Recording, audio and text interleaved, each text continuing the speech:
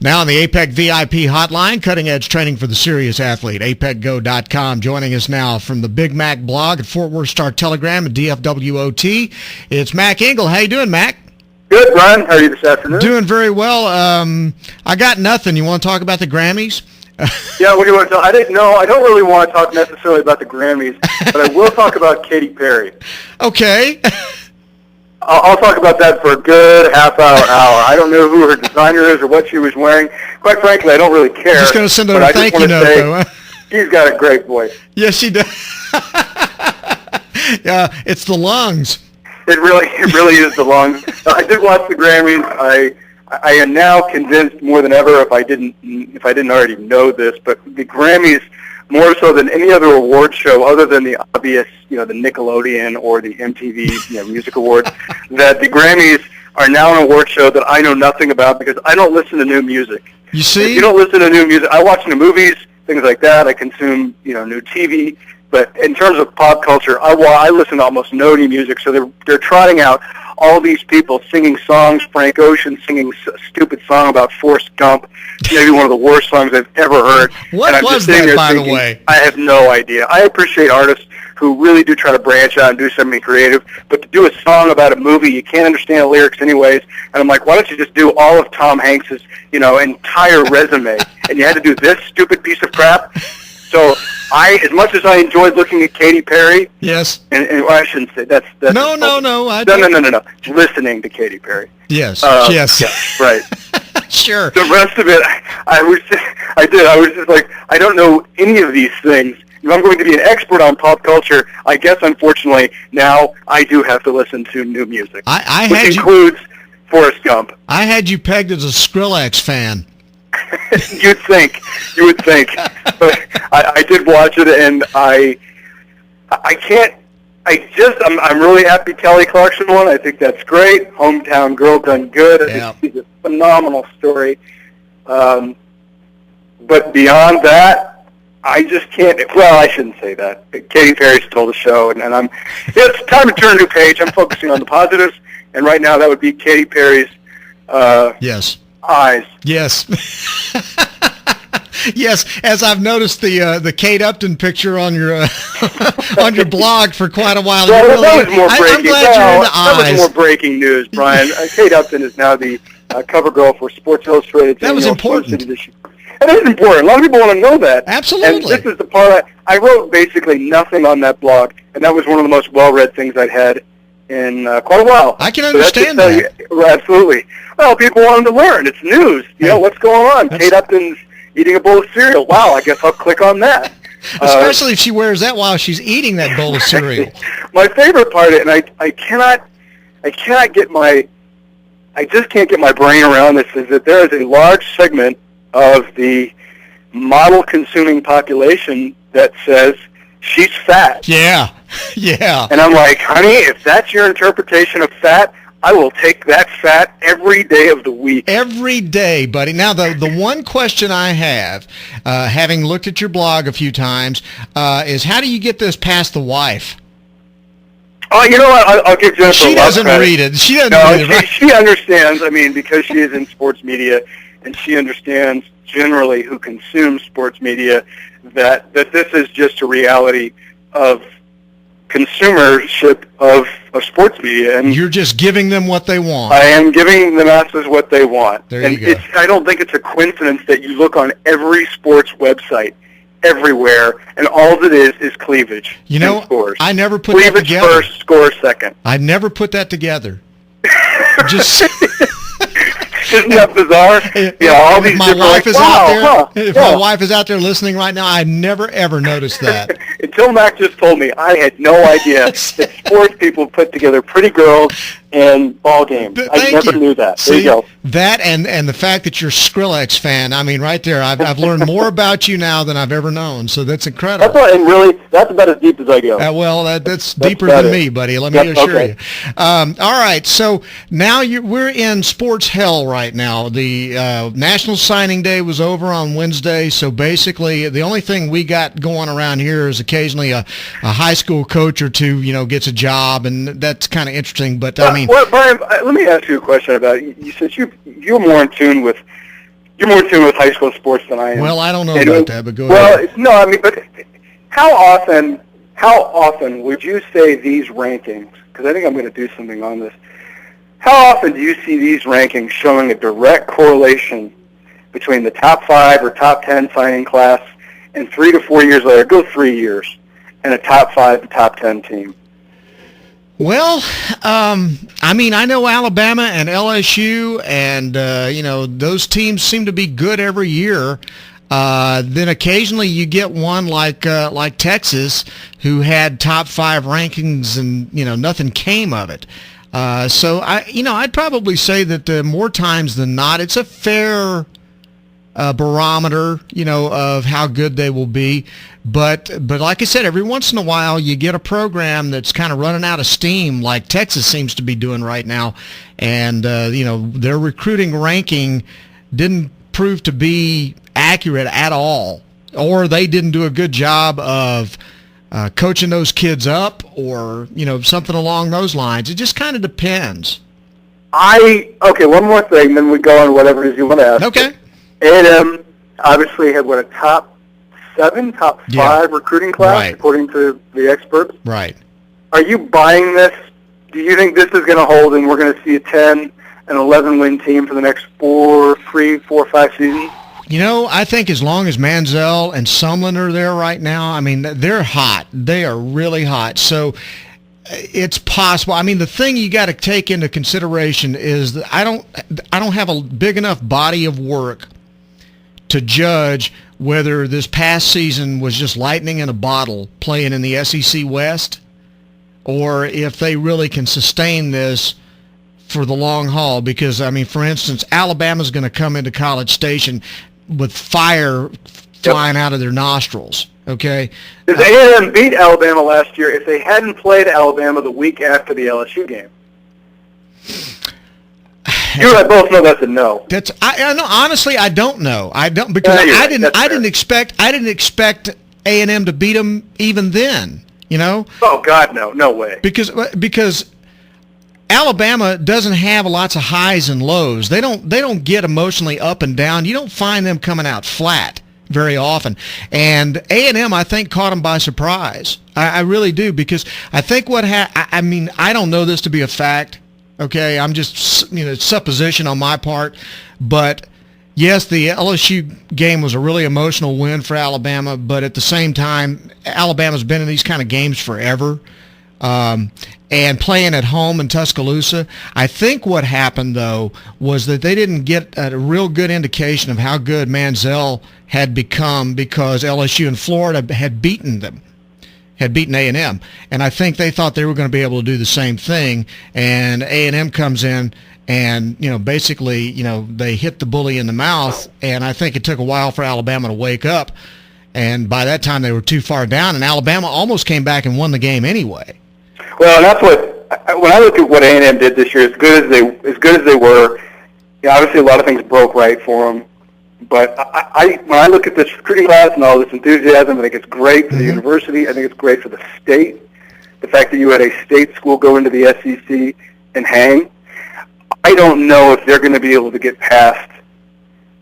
I don't know. Well, in fairness, I don't know if anybody's getting past Alabama right away. And I mean, that's the thing. Even with that top 10 recruiting class, they were like 6th in the SEC in recruiting according to the rankings, and I could absolutely see that being the case, because the teams ahead of them were teams that have been ranked ahead of them for the last 20 years, and that would be the Floridas and the Alabamas and the LSUs and people like that. It's real possible to have a great recruiting year in the state of Texas and still be 4th or 5th in that conference in the division they're going to be in.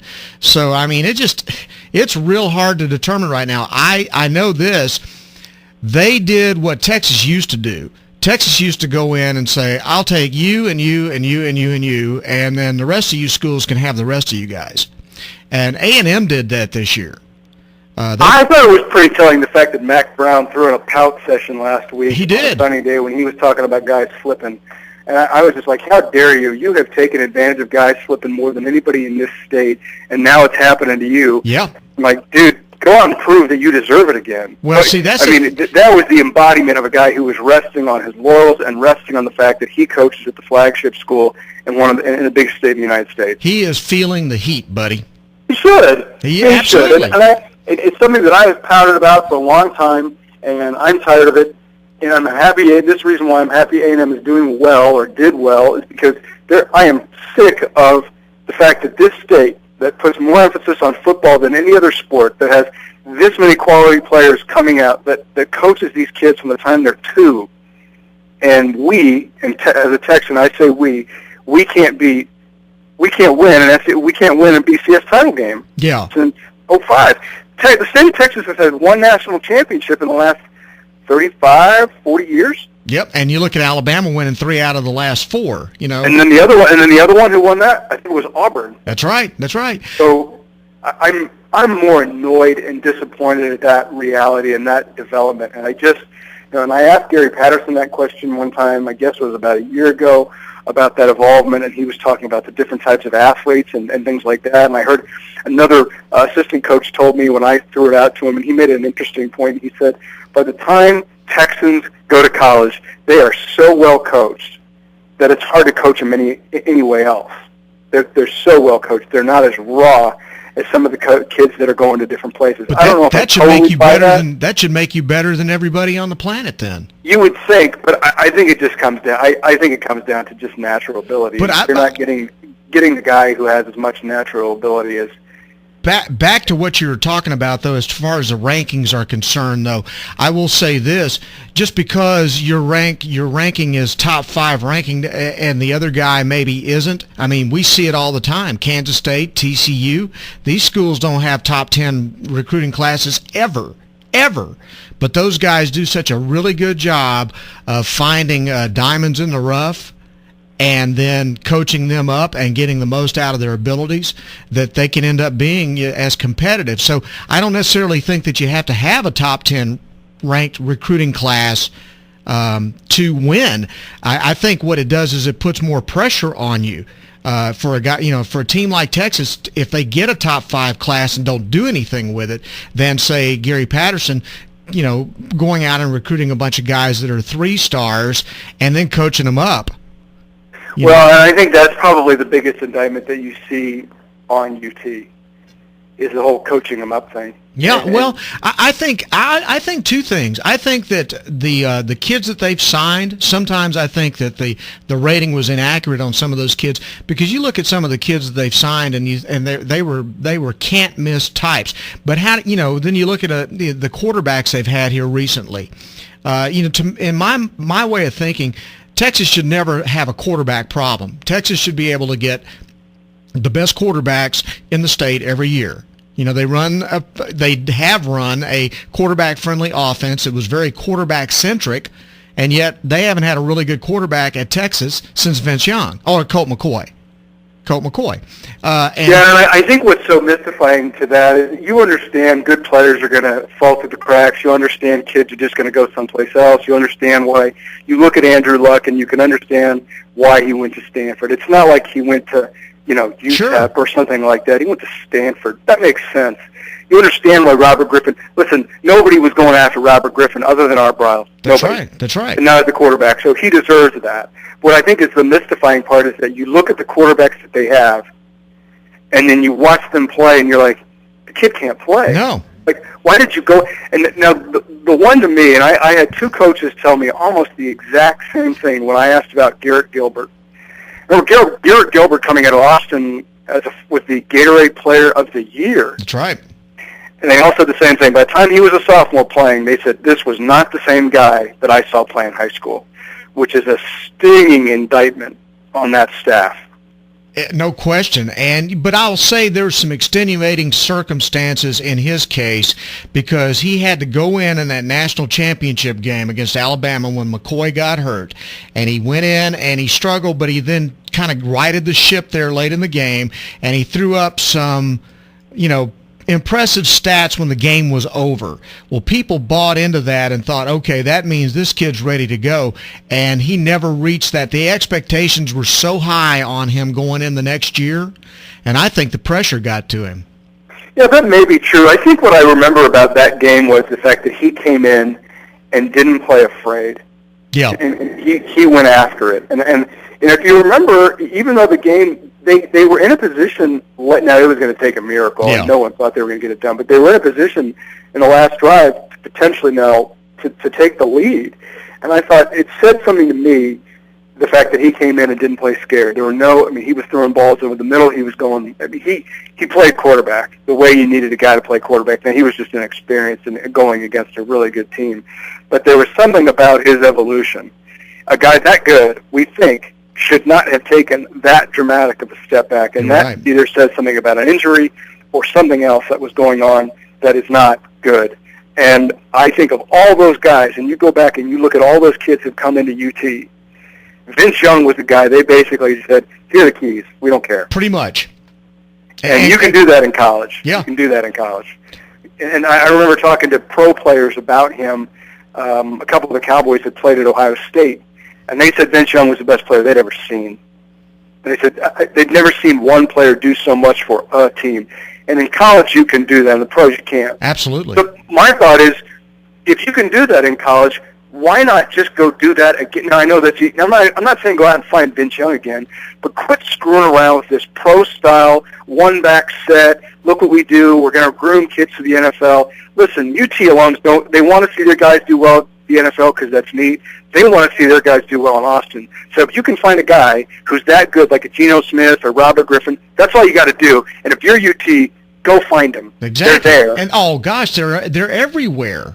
You know, they've got 2 or 3 kids right there on campus. We got a kid up there from Tatum by the name of Jalen Overstreet, who probably is another Vince Young type as far as talent is concerned. Now, he's not, a 5-star athlete, and see, this goes back to even when Major Applewhite was at Texas and Max sat him in favor of Chris Sims. Sometimes I think that instead of playing the best guy, they play the guy they think is supposed to be the best.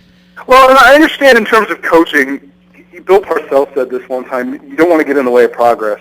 So you put the guy who is probably a little bit better right now for the guy who is going to has a higher ceiling down the road. And with Sims, everybody bought into it. But it was just a case of sometimes guys are just going to be better college quarterbacks than they are pro quarterbacks. And Chris Sims, for all of his God-given ability, for all his ability to take accountability and responsibility for his shortcomings in the big games, the fact of the matter is, those stats were pretty damning. And why Mac, I know we're still talking about this, 10 years later, but it's still relevant because 10 years later, it doesn't seem like the problem has been fixed. And you understand why teams sometimes just miss out on guys. It just happens. Everybody missed out on Johnny Manziel. Hell, A&M missed out on him. So did Kevin Sumlin. Sure. It did until Tom Rossley, convinced everybody to take that kid. So this isn't.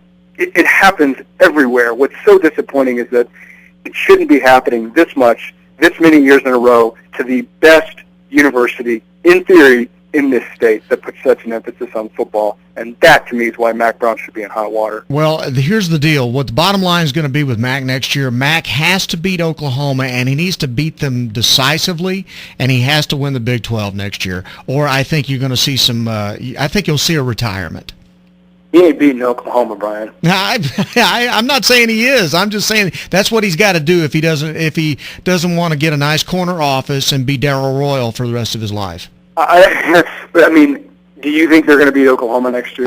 No, I don't have any confidence that that's going to happen. No, but I will say this: I don't think Oklahoma should be head and shoulders above Texas now either, because nothing Oklahoma's done has been that special for the last 2 or 3 years either.